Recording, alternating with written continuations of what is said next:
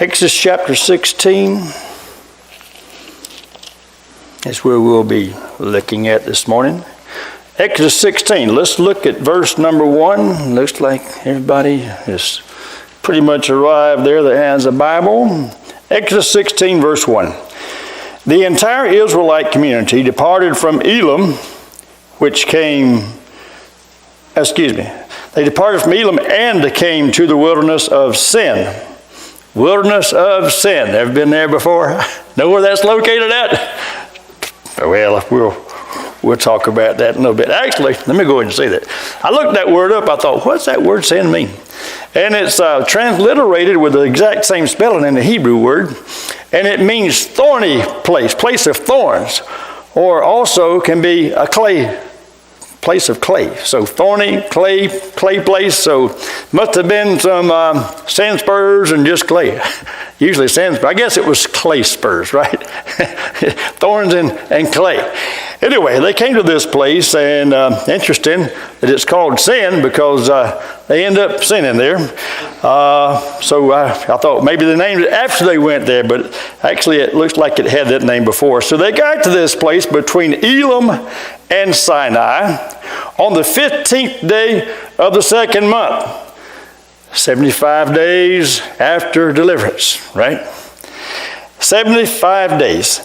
They had left, after they had left the land of Egypt, and verse 2 says, the entire Israelite community grumbled against Moses and Aaron out in the wilderness. Here they are, whining, belly aching, complaining. We just saw that previously last Sunday, right? Another spot, another place they went to after leaving the Red Sea. Now here they are grumbling against Moses and Aaron in the wilderness now. Let's see if they've got good reason for that. Verse 3, the Israelites said to them, if only we had died by the Lord's hand in the land of Egypt, when we sat by pots of meat. I guess they had, stew beef? Brunswick stew, what do you think it was? Maybe it was chicken and dumplings, I don't know. And ate all the bread we wanted. Yeast rolls right out of the oven, right? Or buttermilk. I miss Hardee's and Mariana. I miss those morning breakfast buttermilk biscuits. I like biscuits, but buttermilk biscuits I like a little better than regular biscuits. Well, they had bread to the full in Egypt. So that gives us an indication why they grumbling. Let's read on. We ate all the bread we wanted. Instead, Moses and Aaron, you two brought us into this wilderness to make this whole assembly die of hunger. Here they are, grumbling. Now, we learned last week that the reason they arrived at that last place, Marah, remember they arrived at a place called Marah. The waters were bitter. They didn't have anything fit to drink. So they were without water. God miraculously provided water. And a huge lesson in that story is kind of repeated today. And remember, how did they get to Marah? How did they get to this place today called Sin, this wilderness of sin?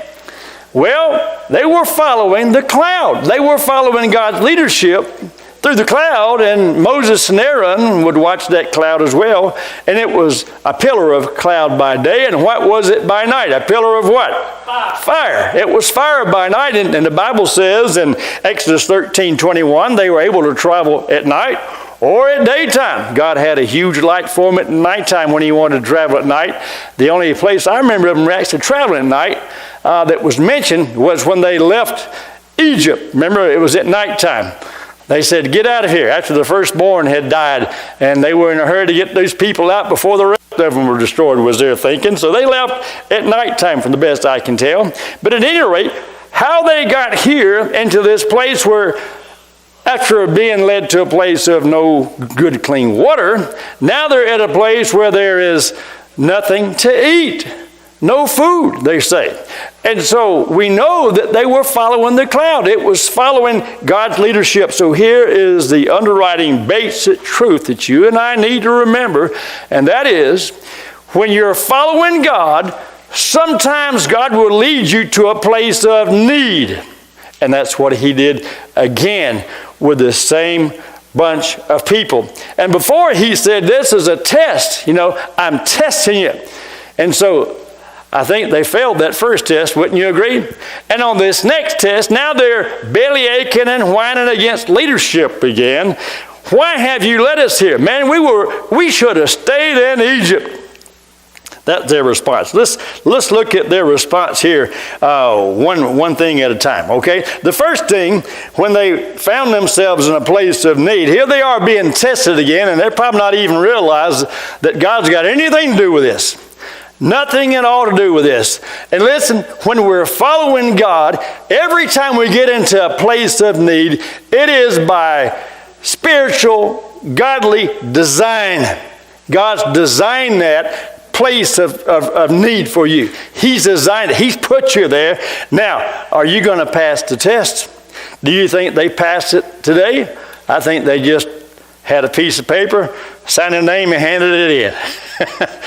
They made about the same kind of grade. Anybody ever done that? You went into class, you're supposed to study for a test, and I just have to turn my paper in. If it's two-part, or especially some teachers known for pop quizzes. Mr. Braxton, I think, would be known for pop quizzes, right? I see Derek nodding his head back there. And take out a sheet of paper right at the beginning of the class. And he'd ask you a question on something you're supposed to have done homework on or studied the day before, and supposed to remember, put it in your notes, and there it is. Or sometimes you smile. I remember that. Yes, sir. I wrote that down. I'm ready for this test. And you sign your paper and glad to pass it in. They weren't ready for this test. I can assure you, they were not ready. Let's look at their response. First thing is they grumbled, against Moses and Aaron. And the second thing is, that was in verse 2.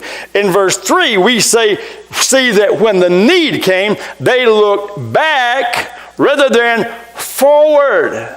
We always got to be looking back. Jesus said in Luke 9:62, any man having put his hand to the plow and looking back is not fit for the kingdom of God. And I think that's kind of what he was meaning. When you always got to be looking forward, no matter what happens. You got to be looking forward. And we see they're looking back, and they prove it by saying, would we had died in the land of Egypt when, the word when, we sat by the pots with all the meat, and when we had all the food, the bread we wanted to eat, we could eat full of bread. The word when, that's past tense, looking back. So they were looking back. They should have been looking forward. So when you find yourself in a test, be careful that you don't look back. When you find yourself in that place of need, oh man, I had it better before. Well, if you're following God, you need to look forward and say, God's up to something. Let's see what he's going to do here. And look at also, their response was not only looking back and thinking about the meat and what they had and how good they had it. Listen, they were forgetting that they were in bondage. They were remembering little pieces of the puzzle from way back. No, they didn't have it too good back in Egypt. Yes, they had pots of meat. Yes, they had bread. But they had a miraculous God that was fixing to give them a meal from heaven right here. See? Let's look at a little further. And here's the other complaint they had. You brought us out here to kill us with starvation. That's a pretty severe accusation. But that was their grumbling. See? They were thinking about themselves. They were retaliating.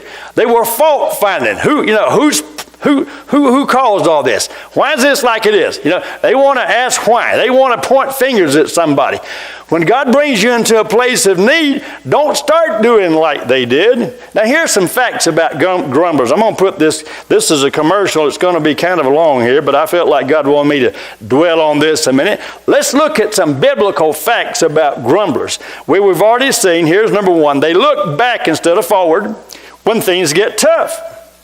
Here's the second thing. They forget how bad the situation was in the past that God brought them out of. You ever heard of people getting saved and God saved them out of a bad situation and somehow they want to go back and think they had it better? That doesn't make any sense. They're looking back. They all remember a few things and they miss how bad it really was in the entire situation, and with that kind of a repeat. But here's a third fact.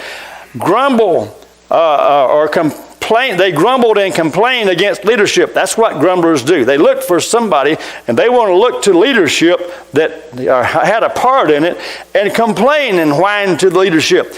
These people whom God has led to a place of need. The fourth thing is about grumblers is when they grumble, God hears them. God hears it. He heard the grumblings. In verse 8 it says, the Lord hears your grumblings. It's right there in verse 8. Now, here's another thing.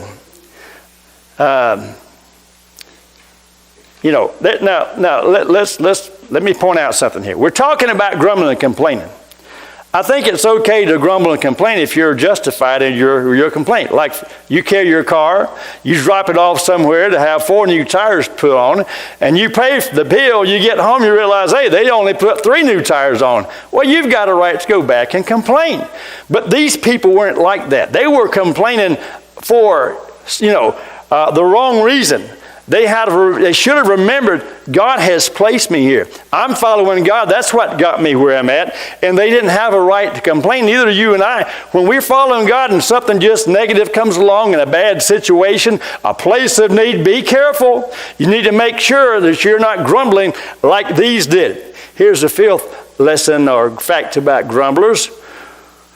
Grumblers not only grumble against leadership or other people, but grumblers grumble against God. Now, can you find any place before verse 8 that they grumbled against God? He said, the Lord hears your grumblings in verse number 8, which you grumble against him.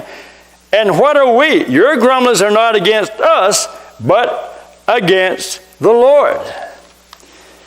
And you say, well, that's Moses saying, that's not really God. Listen. I'm going to show you in a minute where God takes it as against him. When a person grumbles against others, in the way that we're talking about here, that person is also grumbling against God. And later on in the book of Deuteronomy, they keep grumbling for a few more times and a few more situations, and finally he's got a belly full of it. He said, how long have I got to put up with these people? Deuteronomy 14 verses 2 and verse 26. How long have I got to put up with these people? And then verse 26 of chapter 4 of Numbers, I think it is. I said Deuteronomy, I think it's Numbers. The Lord spoke to Moses there and said, how long shall I bear with this congregation who are grumbling against me? See? They were grumbling against leadership, but God took it personal. It's the same thing to him as grumbling against him. He's the one that led them there. So when you're grumbling like they were against people, even though you're not even looking against God, he takes it personal as if you're grumbling against him. All right? Now, let's see if we can move on. Let me point out two more things here. The grumblers. Remember in 1 Corinthians 10, I referred you there a couple of times recently as we're looking at this. And these Old Testament stories, particularly this one, Paul uses, and in his words in 1 Corinthians 10, and verses, several verses, not just verse 10 in 1 Corinthians 10, but he uses a paragraph there or two talking about, look, learn your lesson from these people in the Exodus, these Israelites that came out of Egypt. Learn from them. He said, you don't want to be like them. And he lists some things that they were doing. Don't be like them. They were idolaters. Don't be idolaters like them. Don't be this like them. And then he finally says in verse 10, do not grumble as they did. Don't be a complainer, a bellyachre, or a whiner, okay? Basically is what that word means. And then Paul also says in Philippians 2 verse 9, do all things without grumbling. There it is. Philippians 2:9. Do all things without grumbling. Now, enough said about that. Let's look at God's response. We're going to be out of here in just a little bit. God's response. Chapter 16 of Exodus, verse number 4. And this is probably going to be a little bit repetitious here. Then the Lord said to Moses, after all this whining and going on, I am going to rain bread from heaven for you. Now that was interesting to me that there wasn't a prayer for God to intervene. He just decides, I'm going to do it. He heard the whining, he heard the belly aching. I'm going to just give them some bread to eat. They're hungry. I'm going to feed them. That's his response. And look at 11 through 15. Then the Lord spoke to Moses, I have heard the complaints of Israelites. Tell them at twilight you shall eat meat. Now, they're going to have some meat to eat. And in the morning you will eat bread until you are full. They're in a place of need, but look, God's taking care of them. Then you will know that I am Jehovah, your God. I am the Lord, your God. So at evening, quail came and covered the camp. Anybody like quail besides me? That's as good as fried chicken. It didn't taste any different when I had it last. In the morning, not only did the quail just cover the camp, but in the morning, there was a layer of dew all around the camp. And when the layer of dew evaporated, there on the desert surface were fine flakes, as fine as frost on the ground. Flakes. Probably looked like Special K everywhere. Everywhere. When the Israelites saw it, they asked one another, what is it? Because they didn't know what it was. Moses told them, it is the bread the Lord has given you to eat. So see, in a place of need, following God, he provides. And even when they responded the wrong way, God still provided for them. He still loved them enough to provide for their need. He extended mercy, means they didn't get what they deserved. He extended grace, means he gave them something better than what they deserved. He gave them grace. There was enough for them to meet their need and enough left over even for others. And here's a tremendous truth, and that is God sometimes provides for the needs of his people when they are sinful. Okay, they were sinful, and instead of wiping them out, instead of punishing them, we see that God was just gracious and just loved them anyway. Aren't you glad God's the same way with us? He keeps putting up with us. And listen, but what we got to do is we got to strive for maturity so that when these difficult times come, we still respond in love, knowing, and confidence, knowing God's going to take care of me. He demonstrated it with these people in the Old Testament, and that's a lesson, and it is. Paul said this is a lesson for you and I. That's why I take confidence, not always as much as I should. The older I get, the more confident I am. When difficult times are coming, well, first of all, I do a little test of myself. How did I get here? Did I cause this? Did I bring it on myself? And if I did, then I start repenting and get back on track, knowing right now I'm following God. I might not have been following when I got in this situation. My stupidity, my own sinfulness might have brought me where I am, but God is so loving and so great, even when I'm like that, he still will help me and provide for my need. Isn't that a great God, everybody? He still will provide for you, no matter where you are. If you're off track, just get back on track, and you've got a God that supplies for your needs miraculously, even when it's needed right here. Now, I'm going to give you, in closing here, let me make sure I can find this. I want to make sure it's Deuteronomy. I'm going to refer to Deuteronomy 8. It may be in Numbers, 8:2. Yep, it's chapter 8 of Deuteronomy. All right, I'm going to share with you a few things out of there.